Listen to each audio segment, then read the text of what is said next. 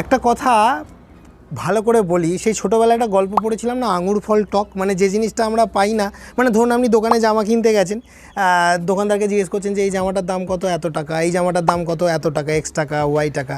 যখন দেখলেন যে আপনার সামর্থ্যের মধ্যে হলো না, আপনি কি বলছেন, দূর মুখ বলে দোকানদারকে 4টে খিস্তি মেরে চলে এলেন। তাই কি আপনি করেন? যে ভদ্রলোক হয় সে কি করে? তার মানে কি, আপনি যেটা অ্যাফোর্ড করতে পারছেন না অমনি আঙুর ফল টক হয়ে গেল। মানে একটা ভিডিও বানাচ্ছি, এই যে এই কদিন আগে যে এই ভিডিওটা, একটা শর্ট ভিডিও বানিয়েছিলাম যেখানে দেখাচ্ছিলাম, এই ভিডিওটা দেখুন, যে পার্টিশন ওয়াল যেখানে হয় সেখানে আমার একটা বিম দেওয়া দরকার। কিছু আনাড়ি লোক, তাদেরকে আনাড়ি কেন বলছি, মূর্খ লোক, তারা বলে এইসব ভুলভাল ইঞ্জিনিয়ার, ভুলভাল ভিডিও বানায়, ভুলভাল তথ্য দিচ্ছে। তার মানে কি, সে তার নিজের মগজে ঢুকলো না, মানে তার কন্টেন্ট ভুলভাল হয়ে গেল আমার। দেখুন, কান কামড়ে বোঝানোর পরও যারা বোঝে না তারা মূর্খ, তারা গবেট, তাদের দ্বারা কিছু হবেও না, আর তারা জীবনে কোনো দিন কিছু করতেও পারবে না। ওই লোকের ভিডিওতে গিয়ে উল্টোপাল্টা কমেন্ট করে লোককে ডিমোটিভেট করা ছাড়া তাদের যোগ্যতা কিছু নেই। চলুন পুরো বিষয়টাকে গোড়া থেকে ডিটেলসে বলি। প্রথম কথা হচ্ছে, আমি একটা প্ল্যান দেখাচ্ছি, দেখুন খুব ভালোভাবে তাকিয়ে দেখুন প্ল্যানটা। প্রত্যেকটা কলাম, শুধু প্ল্যান নয়, প্ল্যানের একটা লেআউটেরও ফরম্যাট আমি দেখাচ্ছি। প্রত্যেকটা কলম তার পরবর্তী কলমের সাথে সমান লাইনে ইন্টারকানেক্ট করা আছে। এগুলো কেন করা হয়? যে বাড়িগুলো খুব ভালো স্টেবল বাড়ি বলে আমরা মনে করি ইঞ্জিনিয়াররা, যে বাড়িগুলোর স্ট্রাকচারাল স্টেবিলিটি বেশি, তার কিন্তু প্রত্যেকটা কলম সেম গ্রিড লাইনে থাকা উচিত। কিন্তু তার মানে কি এই যে সমস্ত পৃথিবীর বাড়ি কি সেম গ্রিড লাইনে কলম আছে? না। কিন্তু একজন প্রকৃত ইঞ্জিনিয়ার কেউ যদি ওইভাবে প্ল্যানটা বানাতে পারে, তার মানে বুঝতে হবে তার দম আছে এবং সে আর 10টা ইঞ্জিনিয়ারের থেকে আলাদা। আমরা এমনই প্ল্যান বানাই, যেমন ছবিতে দেখাচ্ছি, আমি অ্যারো দিয়েও বোঝানোর চেষ্টা করছি, প্রত্যেকটা গ্রিড লাইন, প্রত্যেকটা কলম লাইন, উত্তর থেকে দক্ষিণে যান বা পূর্ব থেকে পশ্চিমে যান, উত্তর থেকে দক্ষিণে যান বা পূর্ব থেকে পশ্চিমে যান, যেদিকেই যান না কেন দেখবেন প্রত্যেক কলম প্রত্যেক কলমের সাথে কানেক্টেড। তো এইগুলো আমরা যখন লোড ডিস্ট্রিবিউশন দেখি, অ্যানালিসিস করি, আমরা যখন প্যাটার্নগুলোকে নিয়ে ভাবি, তখন কিন্তু আমরা দেখি যে এই ধরনের স্ট্রাকচারের স্টেবিলিটি অনেক বেশি। সহজভাবে বলি, একটা টেবিল আছে, ধরুন আপনি একটা কাঠের মাচা বানাচ্ছেন, টেবিল বানাচ্ছেন, বাঁশ দিয়ে মাচা বানাচ্ছেন। আপনাকে যদি বলি যে সেই টেবিলের বা মাচার 4টে পায়া 4টে কর্নারে না দিয়ে একটা কর্নার থেকে 1.5 ফুট দূরে দিতে, অন্য আর একটা কর্নার থেকে 3 ফুট দূরে দিতে, অন্য দিকের কর্নার থেকে একটা কর্নারে দিতে, আর একটা মাঝখানে দিতে, তাহলে কি সেই টেবিলটা বেশি মজবুত হবে, না একটা টেবিলের 4 কোণে 4টে পায়া দিতে পারলে সেই টেবিলটা বেশি মজবুত হবে? একটু মাথা লাগান তো। একটা পরিষ্কার উত্তর সকলেই বলবে, ক্লাস 1-এর বাচ্চাও বলে দেবে যে একটা টেবিলের 4টে কোণে 4টে পায়া দিলে সেই টেবিলটা বেশি মজবুত হবে। এই কারণে যখন চেয়ার, টেবিল এগুলো দেখা হয়, তো তার দেখা যায় যে প্রত্যেকটা জায়গায় কিন্তু কর্নারেই কিন্তু আমার সাপোর্টিং মেম্বারগুলো থাকে। তাই যে কোনো প্ল্যানের কর্নারে কর্নারে যদি কলাম দেয়া যেতে পারে, সেই স্ট্রাকচারটাকে মজবুত স্ট্রাকচার বলা হয়। এটা প্রথম কথা। এবার আমি যখন ভিডিও শ্যুট করছি কোনো একটা জায়গায় বা কোনো জায়গায় আমি বিল্ডিং বানাচ্ছি, আমার হাজার হাজার প্রজেক্ট চলছে, যেখানে আমি দেখাচ্ছি যে আমাদের ম্যাক্সিমাম, আমরাও যে সবসময় গ্রিড লাইন মানতে পারবো তা নয়, প্ল্যান অনুযায়ী, ক্রাইটেরিয়া অনুযায়ী চেঞ্জ হতেই পারে।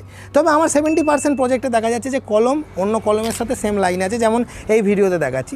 সেখানে মাঝখানে পার্টিশন ওয়াল দেওয়ার সময় এইখানে কিন্তু যেগুলোতে আমার ঘরের যে নকশায়, যেমন এই নকশাতে এই যে দেয়ালগুলো দেখাচ্ছি অ্যারো করে, এখানে এই দেয়ালগুলো পার্টিশন ওয়াল, অর্থাৎ এই ওয়ালগুলো যে কলমেতেই হতে হবে তার কোনো মানে নেই।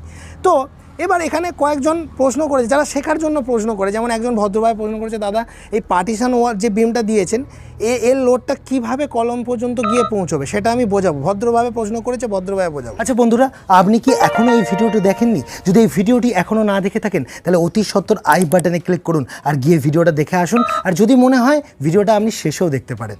কিন্তু কোনো মূর্খ যদি এইভাবে বলে যে আপনি ভুলভাল ভিডিও দিচ্ছেন, এই পার্টিশন বিমটা দিয়ে লোড কীভাবে ডিস্ট্রিবিউট হবে আপনি নিজেই বলে দিন, আপনি নিজেই ঠিক করে জানেন না হয়তো, এইসব উল্টোপাল্টা কমেন্ট করছে, তাদেরকে বলছি ঠান্ডা মাথায় বুঝুন। নিজেরা বোঝেন না, তাই লোককে ভুলভাল বলার আগে নিজেদের শিক্ষাটাকে ক্লিন করুন। আর যারা ভদ্রভাবে প্রশ্ন করেছে তাদেরকে আমি ঠান্ডাভাবে বোঝাচ্ছি। প্রথম কথা হচ্ছে, লোড কিভাবে ডিস্ট্রিবিউট হয়। যে কোনো লোড প্রথমে বিমে আসে। বিমের কাজ কি? লোডটাকে নিয়ে গিয়ে পার্শ্ববর্তী দুটো এন্ডে পৌঁছে দেয়া। এখানে অনেকেই এই ছবিটাতে এন্ডে বলছে যে, অনেকে একজন প্রশ্ন করেছে ইচ্ছা করে যে একটা ক্যান্টিলিভার বিমেরও তো সাপোর্ট কলম থেকেই আসে, এই বিমটা তো কলমের সাথে কোনো লেনদেনই নেই, তাহলে এই বিমটার কাজ কি? বিমটার কাজ কি সেটা বুঝতে গেলে গোড়ায় যেতে হবে। তার জন্য বড় ভিডিওগুলো দেখতে হবে। শর্ট ভিডিওতে যখন মাথায় ঢোকে না, তাহলে তার জন্য কুমার কনস্ট্রাকশনের চ্যানেলে বড় ভিডিওগুলো গিয়ে দেখো। এই বিমটা লোডটা নিয়ে যাচ্ছে প্লিন্থ ওয়াল, অর্থাৎ মেঝে লেভেলে, মেঝে পর্যন্ত আমরা যে গাঁথনিগুলো গাঁথি, প্লিন্থ পর্যন্ত, সেগুলো সব 10 ইঞ্চি গাঁথি। তার একটা ছবিও আমি দেখাচ্ছি। অর্থাৎ টাই বিম আমার নিচে রয়েছে 2-3 ফুট নিচে। টাই বিমের উপরে যখন আমার এই মেঝে লেভেলের গাঁথনিগুলো হয়, এই গাঁথনিগুলো কিন্তু টাই বিমের উপরেই রয়েছে। অর্থাৎ টাই বিমের উপরে টোটালি গাঁথনিটা দাঁড়িয়ে রয়েছে। এবার আমি যদি একটা পার্টিশন ওয়াল ক্রিয়েট করতে চাই, তাহলে আমি এই ওয়াল টু ওয়াল যদি একটা সেকেন্ডারি বিম দিই, তাহলে ওই বিমের লোডটা প্রথমে কোথায় আসবে? টাই বিমের উপর থাকা ওই ওয়ালগুলোতে। ওই ওয়াল থেকে লোডটা কোথায় যাবে? টাই বিমে যাবে। টাই বিম থেকে লোডটা মেন টাই বিমে যাবে, যেটা আমি এই ছবিতে দেখাচ্ছি। অর্থাৎ এই পার্টিশন বিমটা, যেটা আপনারা দেখে মগজে ঢোকাতে পারেননি, এই পার্টিশন বিমের লোডটা প্রথমে কোথায় যাচ্ছে? এখন যে ফুটেজটা দেখছেন, এই যে মাঝের গাঁথনিগুলো, এই গাঁথনিতে যাচ্ছে। এই গাঁথনি থেকে লোডটা কোথায় যাবে? মেন টাই বিমে। অর্থাৎ এই গাঁথনির নিচে থাকা টাই বিমটা, যেটা অ্যারোতে দিয়ে দেখাচ্ছি। আর এই টাই বিম লোডটা কলমে নিয়ে যাবে। বোঝাতে পারছি কেন ওইখানে পার্টিশন বিমটা দেয়া আছে? এখন যে গবেট আমাকে প্রশ্নটা করেছে যে একটা ক্যান্টিলিভার বিমও কলম থেকে থাকে, এখানে কলমের সাথে বিমটার কোনো সম্পর্ক নেই, আপনি ভুলভাল কাজ করাচ্ছেন। তার মানে এটা বুঝতে পারছেন নিজেদের যোগ্যতা মূর্খ, কতটা মূর্খ আপনারা। এবার প্রশ্ন হচ্ছে এখানে অ্যাকচুয়ালি যদি প্রকৃত ইঞ্জিনিয়ারিংয়ের যে স্কিমটা, যেটা হওয়া উচিত ছিল কি, যে হ্যাঁ আমার প্লিন্থ লেভেলও প্লিন্থ বিম হতো, প্লিন্থ বিমের সাথে সেকেন্ডারি বিমটা থাকতো। যেমন অনেকেই প্রশ্ন করেছে সেকেন্ডারি বিম থেকে লোডটা ডাইরেক্ট কলমে যাচ্ছে না, তার মানে ওয়াল হয়ে, লোড বিয়ারিংয়ের মতো ওয়াল হয়ে নিচে টাই বিম দিয়ে যাচ্ছে, একটু দেরিতে যাচ্ছে।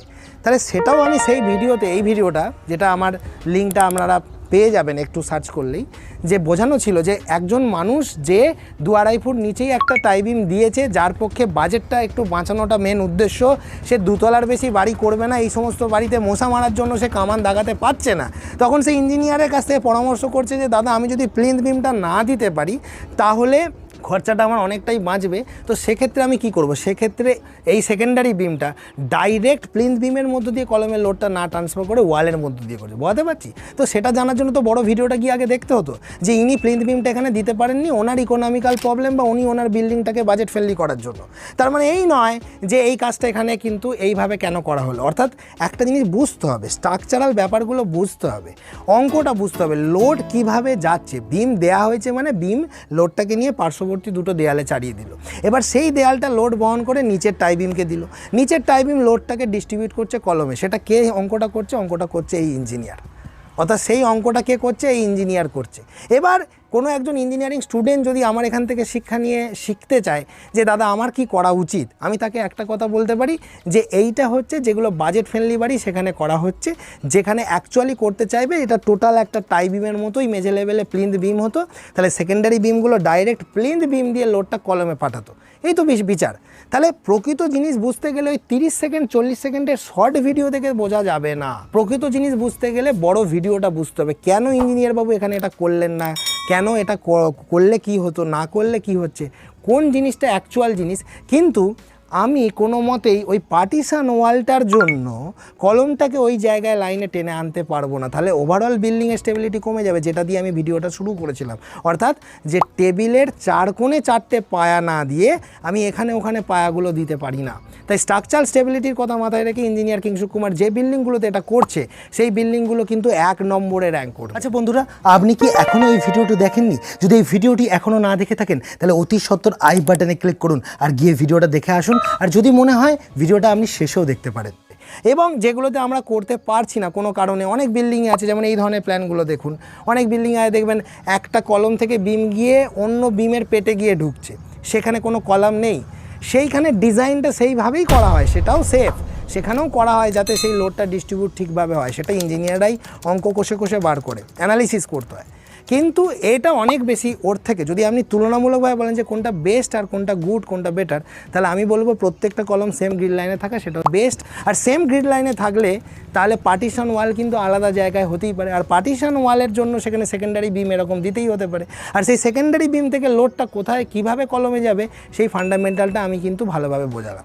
এরপরেও যারা বুঝতে পারবেন না তারা চলে আসুন, পয়সা খরচা করুন, আমার অফিসে আসুন, আমার সাথে কনসালটেন্সি নিন, পয়সা পেমেন্ট করে মাথায় ঢোকানোর জন্য চলে আসুন, হাতে ধরে শেখাবো, অ্যাপয়েন্টমেন্ট দিয়ে বুক করুন, আমাকে বাড়িতে ডেকে নিয়ে আসুন, বেশি টাকা খরচা করে হায়ার করুন, পাবেন সমস্ত নলেজ পাবেন। বিনামূল্যে ভিডিওগুলো এত কষ্ট করে বানানোর পরেও অসভ্যতা করলে কিন্তু আচ্ছা করে চাটন দেবো। আর আমি কি ভাবছেন ওই সমস্ত কমেন্ট করা লোকজনকে ছেড়ে দিই? আমি প্রতিদিন অন্তত ওই ধরনের হারামি লোকজনদেরকে ব্লক করতে থাকি। আমার টিমকে বলাই আছে যারা অসভ্যতম করবে তাদেরকে ব্লক করবি, অর্থাৎ তাদেরকে আমরা ঠাঁই দিই না। দুষ্টু গরুর থেকে শূন্য গোয়াল ভালো। যারা আমাদের চ্যানেল থেকে শেখে তারাই আমাদের চ্যানেলে থাকে, নাহলে অসভ্য কমেন্ট করা লোকজনদেরকে আমরা ব্লক করে দিই, যাতে তারা ইউটিউব ফেসবুক কোনো জায়গাতেই আমাদেরকে আর কোনোভাবেই আমাদের সাথে যুক্ত না থাকতে পারে, কারণ আমরা মনে করি দুষ্টু গরু আমাদের দরকার নেই। তাহলে একটা জিনিস বোঝাতে পারলাম কীভাবে যাচ্ছে পার্টিশন ওয়ালের লোডটা, ওয়াল দিয়ে নিচের টাইপিং দিয়ে কলমে যাচ্ছে, সেইটা চোখে দেখতে পাচ্ছে না, তার জন্য বড় ভিডিওটা গিয়ে দেখতে হতো। এটা একটা সিরিজ ছিল, এই যে টপিকটা চলছে, একটা নতুন দুতলা বাড়ি বানানোর সিরিজ শুরু করেছি, যেখানে লেআউটের ভিডিও আছে, বেসের মাটি খোঁড়ার চেকিংয়ের ভিডিও আছে, বেসের ভিডিও আছে, টাইপিংয়ের ভিডিও আছে, মেঝে লেভেলের ভিডিও আছে, এবার লিন্টেলেরও ভিডিও পাবেন। তো সেই সিরিজটা গিয়ে দেখতে হবে, তাই না? ভুলভাল কমেন্ট করতে এলে তার চাটন কিন্তু থাকবে, কারণ প্রকৃত শিক্ষা আপনাদের। আচ্ছা, আপনি এই চ্যানেলটি কেন সাবস্ক্রাইব করবেন জানেন? কারণ বাড়ি নির্মাণ বিষয়ে বাংলার একমাত্র কুমার কনস্ট্রাকশনই হলো এমন একটি চ্যানেল যেটা সঠিক পরামর্শ দেয়। তাই দেরি না করে অতি সত্বর আমার চ্যানেলটিকে সাবস্ক্রাইব করে রাখুন আর এরকম ভিডিও প্রতিনিয়ত পেতে থাকুন। ভালো থাকবেন, দেখা হবে পরবর্তী কোনো ভিডিওতে। আপনাদের স্ক্রিনের সামনে এই যে দুটো ভিডিও চলে এলো, গিয়ে দেখুন, আর মাঝের এই সাবস্ক্রাইব বাটনটি ক্লিক করলে এরকমই ভিডিও পেতে থাকবেন। আর এইগুলোই আপনাদের জ্ঞানকে বাড়াতে থাকবে। আপনি যে প্রফেশনেরই হন না কেন, বাড়িটা ভালো নির্মাণ করতে পারবেন।